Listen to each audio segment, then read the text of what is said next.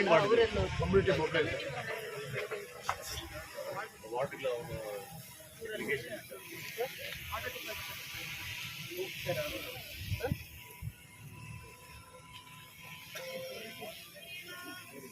ಹೇಗೆ ಪ್ಲಾನ್ ಮಾಡಿದ್ದೀರಾ ಹೇಗೆ ಟೀಮ್ಸ್ ಮಾಡ್ಕೊಂಡಿದ್ದೀವಿ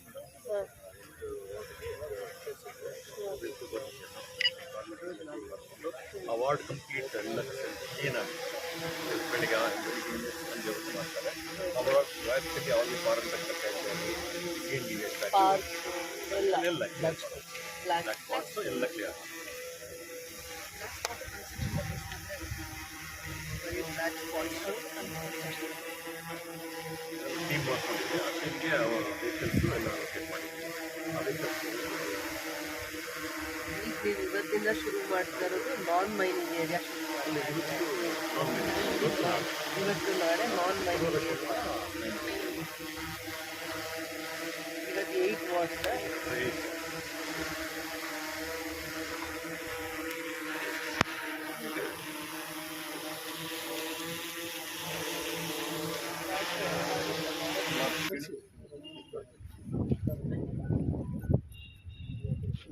ಕರೆಸಿ ಅವ್ರನ್ನೆಲ್ಲ 1 ನಿಮಿಷ ಕರೆಸಿ ಎಲ್ಲ ಬನ್ನಿ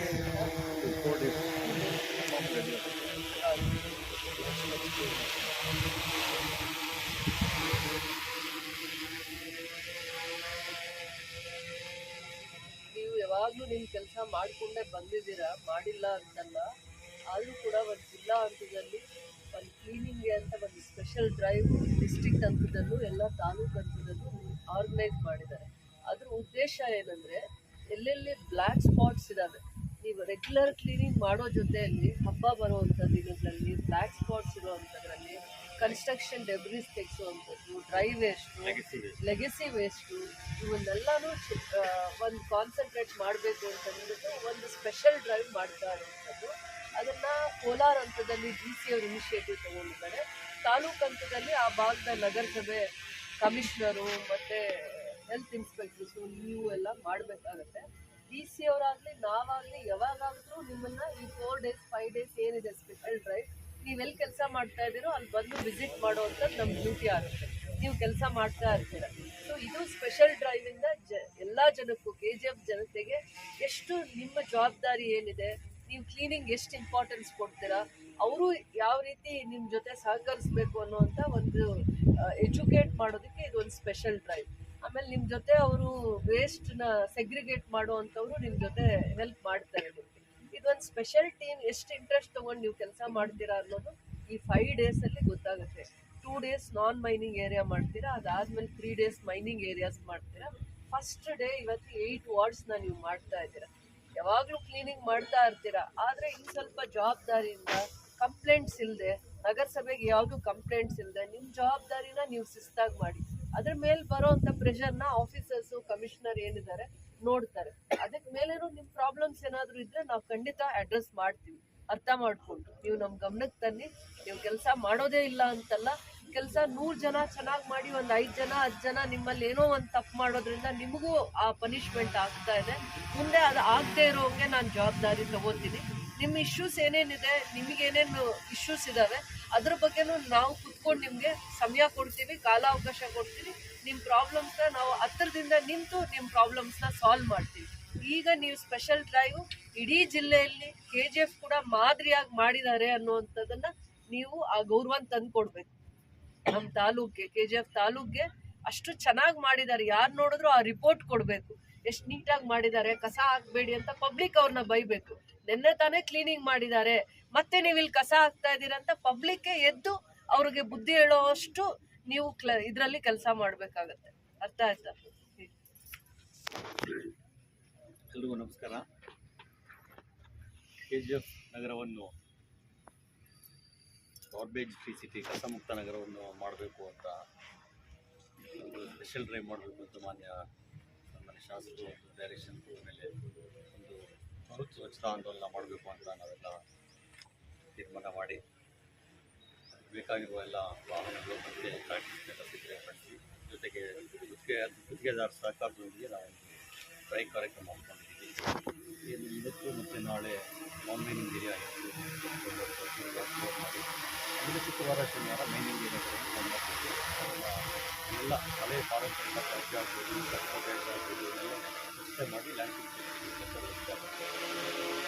ನಾನು ಇಷ್ಟು 4 ದಿವಸ ಆಯಿತು ರಿಪೋರ್ಟ್ ಮಾಡಿಕೊಂಡು ನಾನು ವಾರ್ಡ್ಗಳಲ್ಲೇ ಓಡಾಡಿದಾಗ ಸಾರ್ವಜನಿಕರು ಕಸವನ್ನು ರಸ್ತೆಗೆ ಹೋಗ್ತಾ ಇರೋದು ಕಂಡುಬಂತು. ಅವ್ರಿಗೆಲ್ಲ ನಾನು ಡೈರೆಕ್ಷನ್ಸ್ ಕೊಟ್ಟಿದ್ದೀನಿ, ಆ ಥರ ಕಸವನ್ನು ರಸ್ತೆಗೆ ಎಸಿಬಾರ್ದು, ನಮ್ಮದೇ ಆದ ಆಟೋ ವೆಹಿಕಲ್ಸು ಟಿಪ್ಪರ್ಸ್ ಎಲ್ಲ ಬರುತ್ತೆ, ಅದು ಕೊಡೋ ಮುಖಾಂತರ ನಮಗೆ ಸ್ವಚ್ಛತೆಗೆ ಸಹಕರಿಸಬೇಕು. ಹಸಿ ಕಸ ಒಣ ಕಸ ವಿಂಗಡಿಸಿ ಒಂದು ಬೇರ್ಪಡಿಸಿ ಕೊಡಬೇಕು. ಅದನ್ನು ವೈಜ್ಞಾನಿಕವಾಗಿ ಸಂಸ್ಕರಿಸಿ ವಿಲೆ ಮಾಡೋಕ್ಕೆ ನಮ್ಗೆ ಅನುಕೂಲ ಆಗುತ್ತೆ. ಯಾವಾಗ ಸಾರ್ವಜನಿಕರು ಸಹಭಾಗಿತ್ವ ಇರುತ್ತೋ ಆವಾಗಲೇ ನಾವು ಎಲ್ಲ ಕಾರ್ಯಕ್ರಮ ಯಶಸ್ವಿ ಆಗೋದಕ್ಕೆ ಕಾರಣ ಆಗುತ್ತೆ.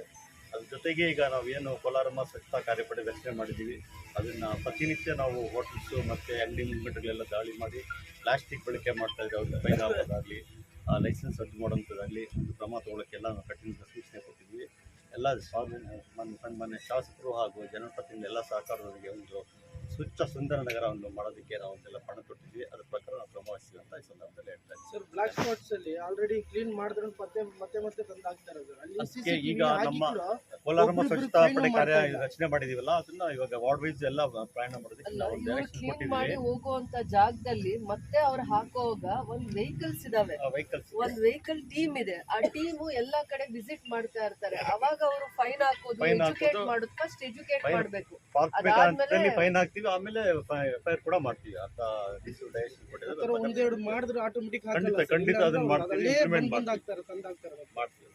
KGF ನಗರನ ಸ್ವಚ್ಛತೆ ಕಾಪಾಡ್ಕೊಳ್ಳೋದ್ರಲ್ಲಿ ನಾವ್ ಎಷ್ಟು ಪ್ರಯತ್ನ ಮಾಡ್ತೀವಿ, ನಾವ್ ಅದ್ರಲ್ಲಿ ವಿಫಲ ಆಗ್ಬಾರ್ದು. ಬರುವಂತ ದಿನಗಳಲ್ಲಿ KGF ನಗರ ಬಹಳ ದೊಡ್ಡ ಮಟ್ಟಕ್ಕೆ ಬೆಳೆಯುತ್ತೆ.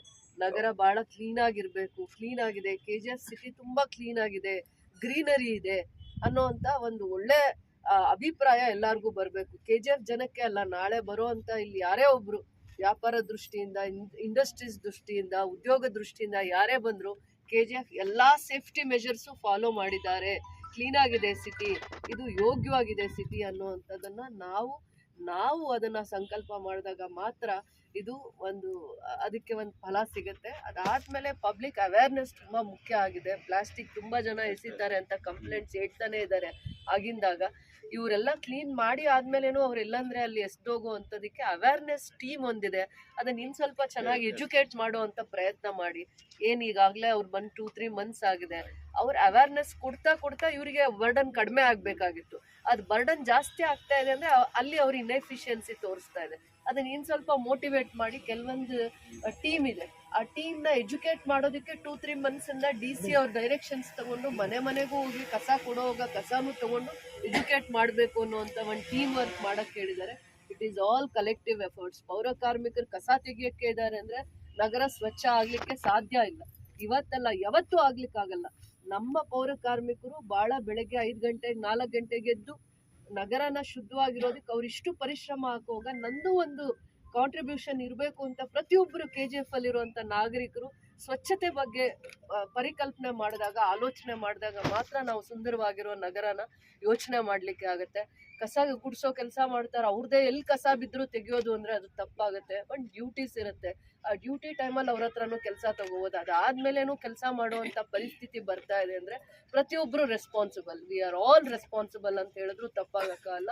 ಕೆಲಸ ತಗೊಳ್ಳೋದು ನಮ್ಮ ಧರ್ಮ, ಆದರೆ ಸ್ವಚ್ಛತೆಯಾಗಿ ಇಟ್ಕೊಳ್ಳೋದಕ್ಕೆ ಎಲ್ರದ್ದು ಧರ್ಮ ಆಗಿರುತ್ತೆ, ನಮ್ಮೆಲ್ರದ್ದು ಜವಾಬ್ದಾರಿ ಆಗಿರುತ್ತೆ ಅಂತ ಅದನ್ನ ನಾನು ಹೇಳಕ್ ಇಷ್ಟಪಡ್ತೀನಿ. ಎಲ್ಲರೂ ನಮ್ಮ ಕೈಯಲ್ಲಾದಷ್ಟು ಪ್ರಯತ್ನ ಮಾಡೋಣ. ನಗರನ ಬಹಳ ಸ್ವಚ್ಛವಾಗಿ ಇಟ್ಕೋಬೇಕಂದ್ರೆ, ಸೇಫ್ಟಿಯಾಗೂ ಇಟ್ಕೋಬೇಕಂದ್ರೆ ನಮ್ಮೆಲ್ಲರದ್ದು ಜವಾಬ್ದಾರಿ ಆಗಬೇಕು, ಆದ್ಯತೆ ಆಗಬೇಕು.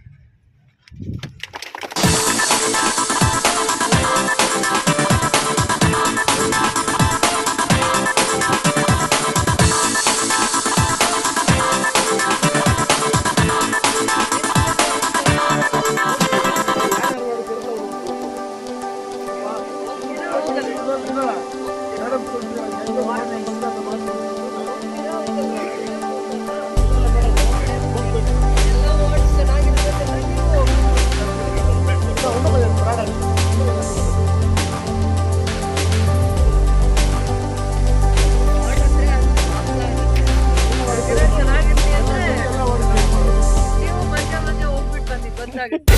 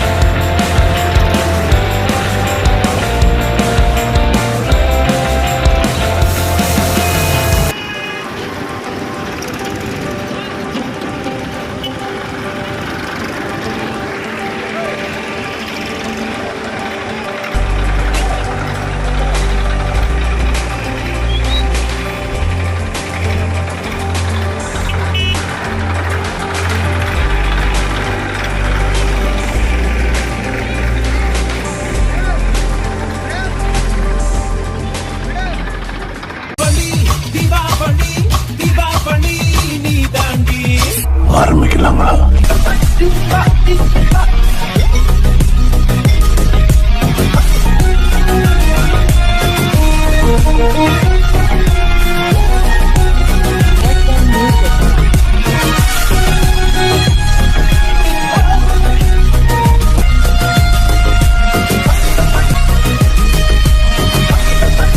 தரம் என்றும் நிரந்தரம், தரம் என்றும் நிரந்தரம், தரம் என்றும் நிரந்தரம். வாங்க.